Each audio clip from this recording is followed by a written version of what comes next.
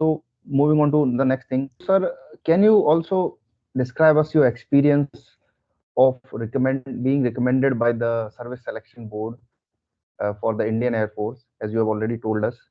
तो क्या आप वो जो व्यूअर्स हैं जो हमें देख रहे हैं वो कैसे मतलब काफी एस्पिरेंट्स जो ऐसे होते हैं उनका काफी एक जानने का एक जिज्ञासा होती है कि किस तरीके से वो एसएसबी में क्या देखना चाह रहे हैं, उनको नहीं पता होता है and they are giving continuously giving on attempts. तो फेल होने के बाद उनको आप क्या एडवाइस देना चाहेंगे?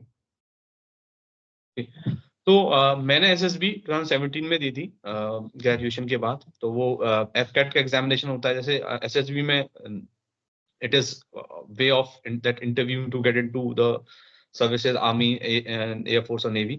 तो मेरे वाले में मैंने एफकेट का दिया था, तो उसमें एग्जामिनेशन था और एग्जामिनेशन के बाद ये सिलेक्शन बोर्ड था। काफी सारी यूनिवर्सिटी एंट्री स्कीम्स भी होती हैं जिसमें डायरेक्टली आपको परसेंटेज बेसिस पे कॉल कर लेते हैं या इंटरव्यू बेसिस पे यूनिवर्सिटी में आके ले लेते हैं। अच्छा, तो बात करें एसएसबी की, तो एसएसबी में like just to tell briefly about the process, 5 दिन का प्रोसेस होता है जिसमें पहले दिन जो है पहले दिन स्क्रीनिंग रहती है जिसमें they take a GD round, इस तरह का राउंड रहता है जिसमें आपको सिलेक्शन होते हैं। फिर आप 4 दिन के लिए और रहते हैं। फिर 4 दिन में मोस्टली अगर हम डिवाइड करें तो 3 तरह के प्रोसेस होते हैं। एक इंटरव्यू प्रोसेस होता है, एक उनका ग्रुप टास्क होते हैं और एक जो है आपका साइकोलॉजिकल टेस्ट होते हैं।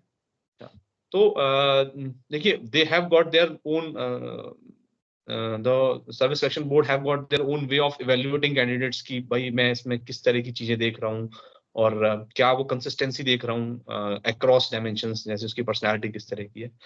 तो इसमें मैंने ये देखा कि you should be ready in terms of things what they do. जैसे मान लीजिए दे आर आर्मी और एयरफोर्स जो भी है उनका ना डिसीजंस की जो कैपेबिलिटी है वो बहुत स्ट्रांग होती है कि भाई मेरे को ये करना है या नहीं करना, स्प्लिट सेकंड डिसीजंस होते हैं।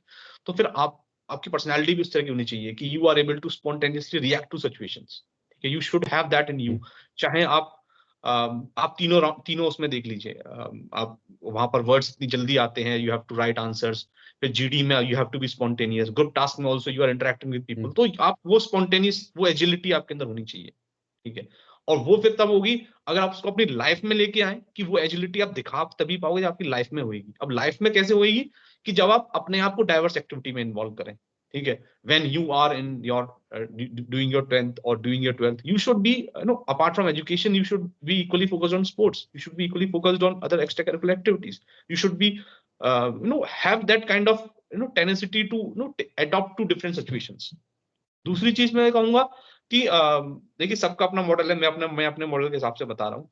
ठीक है, दूसरी चीज है कि you should be aware about things. जैसे आप जब जिस सिचुएशन में you have to be aware कि आप जहां पर भी हैं, because I am thinking from part of the job कि आपके लिए कोई मिशन है जिसमें आपको सिचुएशन के हिसाब से रिएक्ट करना है, and you have got minimum resources, so it is only the awareness which can help you around. तो अब आप जब अपनी लाइफ में वो सब चीज कर रहे होंगे तो you should be aware what India is, how we are placed in the world, how our neighbors are, what kind of missions in terms of different maybe space missions, maybe biotech missions, everything you should be aware about, not deep diving into each topic कि आपको ये नहीं पता होना चाहिए कि biotechnology में ही क्या हो रहा है, मतलब कि अंदर की टेक्नोलॉजी क्या चल रही है वो नहीं, लेकिन आपको पता होना चाहिए कि as a country what kind of decisions we are making, what policy makers are making, and how impactful they are, कि बाकी कंट्रीज क्या कर रही हैं, हम क्या कर रहे हैं।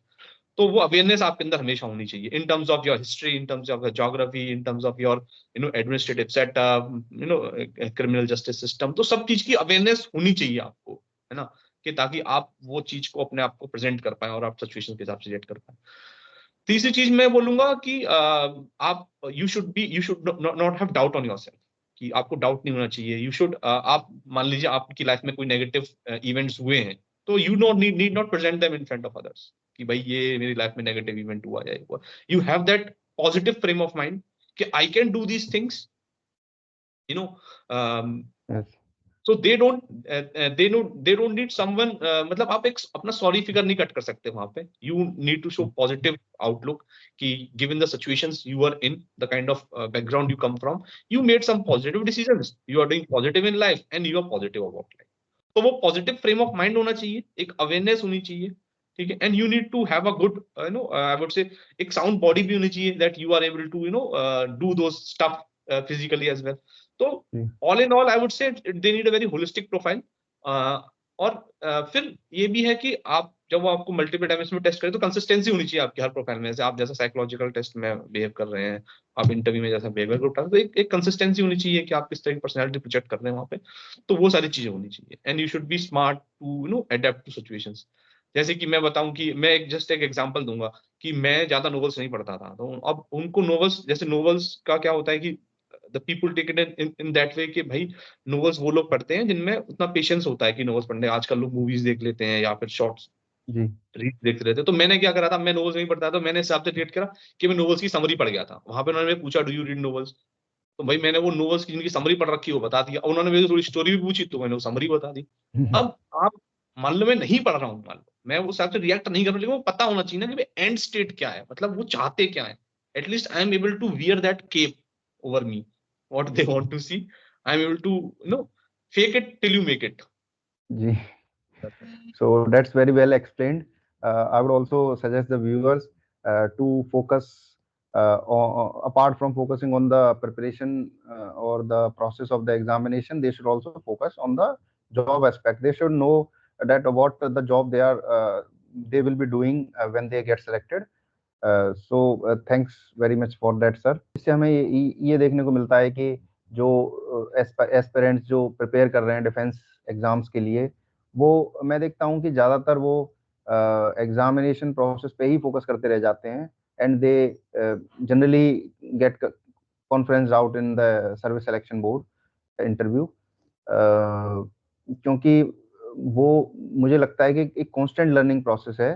सो they should also focus on that to get selected and और उनको अपने आप को अलाइन करना चाहिए जिस जिस तरीके की रिक्वायरमेंट है इन जॉब्स की, तो मुझे लगता है कि definitely they will get selected.